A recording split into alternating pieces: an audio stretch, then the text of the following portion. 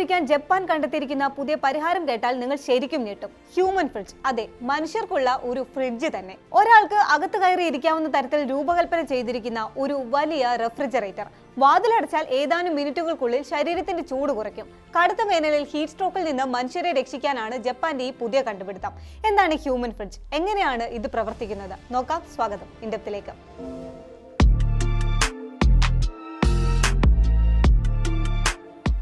Japan അവതരിപ്പിച്ചിരിക്കുന്ന ഈ സംവിധാനം ഒരു എയർ കണ്ടീഷൻ ചെയ്ത വിശ്രമ മുറിയല്ല, മറിച്ച് ഹീറ്റ് സ്ട്രോക്കും കടുത്ത ചൂട് മൂലമുള്ള ആരോഗ്യ പ്രശ്നങ്ങളും തടയാൻ രൂപകൽപ്പന ചെയ്ത അടിയന്തര കൂളിംഗ് സംവിധാനമാണ്.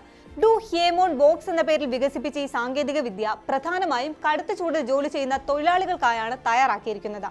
പുറം കാഴ്ചയിൽ ഒരു വലിയ സ്റ്റെയിൻലെസ് സ്റ്റീൽ ഫ്രിഡ്ജ് പോലെയാണിത്. ഒരാൾക്ക് അകത്തു കയറിയിരിക്കാം. വാതിലടച്ചാൽ തല, കഴുത്ത്, തോൾ എന്നിവിടങ്ങളിലേക്ക് അതിശക്തമായി തണുത്ത വായു വീശും. ഏതാനും മിനിറ്റുകൾക്കുള്ളിൽ ശരീരത്തിന്റെ താപനില കുറച്ച് ചൂടിൽ നിന്ന് ആശ്വാസം നൽകുകയാണ് ഇതിന്റെ ലക്ഷ്യം. ഇത് 15 ഡിഗ്രി താപനില നിലനിർത്തുകയും അകത്തിരിക്കുന്നയാളിലേക്ക് 5 ഡിഗ്രി സെൽഷ്യസിലുള്ള തണുത്ത വായു ശക്തമായി വീശുകയും ചെയ്യും.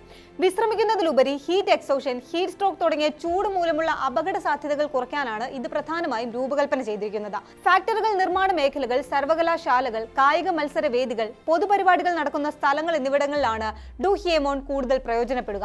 വിപണിയിലെത്തിയതിന് പിന്നാലെ തന്നെ ഏകദേശം 200 യൂണിറ്റുകൾ വിറ്റഴിഞ്ഞതായാണ് റിപ്പോർട്ടുകൾ. അടുത്തിടെ ജപ്പാനിലെ കുമാമോട്ടോ മേഖലയിലുണ്ടായ ഭൂചലനത്തിന് ശേഷം ദുരിതാശ്വാസ ക്യാമ്പുകളിലും ഈ ഉപകരണം എത്തിച്ചിരുന്നു. എയർ കണ്ടീഷനിംഗ് സൗകര്യമില്ലാത്ത ഇടങ്ങളിൽ ഇത് വലിയ ആശ്വാസമാകുമെന്നാണ് വിലയിരുത്തൽ. ഇങ്ങനെയൊരു കണ്ടുപിടുത്തം ഇപ്പോൾ ആവശ്യമായി വന്നത് എന്തുകൊണ്ടായിരിക്കും? കാരണം ജപ്പാനിലെ വേനൽക്കാലം ഓരോ വർഷവും കൂടുതൽ കടുത്തുകൊണ്ടിരിക്കുകയാണ്. പല പ്രദേശങ്ങളിലും താപനില 35 ഡിഗ്രി സെൽഷ്യസിന് മുകളിൽ പതിവായി രേഖപ്പെടുത്തുന്നുണ്ട്. ഹീറ്റ് സ്ട്രോക്ക് കേസുകൾ വർദ്ധിക്കുന്ന സാഹചര്യത്തിൽ കാലാവസ്ഥാ ഏജൻസിയും ആരോഗ്യ വിദഗ്ധരും തുടർച്ചയായി മുന്നറിയിപ്പുകൾ നൽകുകയാണ്. അതുകൊണ്ട് തന്നെയാണ് ഇത്തരത്തിലുള്ള സാങ്കേതിക പരിഹാരങ്ങൾ ജപ്പാനിൽ കൂടുതൽ ശ്രദ്ധ നേടുന്നത്. ജപ്പാനിലെ ട്രെസ്കോ നക്കയാമ കോർപ്പറേഷൻ വികസിപ്പിച്ച ഈ ഉപകരണത്തിന് ഏകദേശം 15 ലക്ഷം yen, അതായത് ഇന്ത്യൻ രൂപയിൽ പറഞ്ഞാൽ 9 ലക്ഷത്തോളം വില വരും. അതുകൊണ്ട് വ്യക്തികളെക്കാൾ കമ്പനികളും സ്ഥാപനങ്ങളുമാണ് പ്രധാന ഉപഭോക്താക്കൾ. എന്നിരുന്നാലും ജർമ്മനി, അമേരിക്ക തുടങ്ങിയ രാജ്യങ്ങളിൽ നിന്ന് പോലും ഈ സാങ്കേതിക വിദ്യയെക്കുറിച്ച് അന്വേഷണങ്ങൾ വരുന്നുണ്ടെന്നാണ് കമ്പനി അവകാശപ്പെടുന്നത്. കാലാവസ്ഥാ വ്യതിയാനത്തിന്റെ ആഘാതം ലോകമെമ്പാടും ശക്തമാകുമ്പോൾ അതിനെ നേരിടാനുള്ള പരിഹാരങ്ങളും അസാധാരണമാവുകയാണ്. ഒരു കാലത്ത് ഫ്രിഡ്ജ് ഭക്ഷണം തണുപ്പിക്കാൻ മാത്രമായിരുന്നു. ഇന്ന് അതേ ആശയം മനുഷ്യരെ ചൂടിൽ നിന്ന് രക്ഷിക്കാനുള്ള സാങ്കേതിക വിദ്യയാക്കി മാറ്റിയെടുക്കുകയാണ്.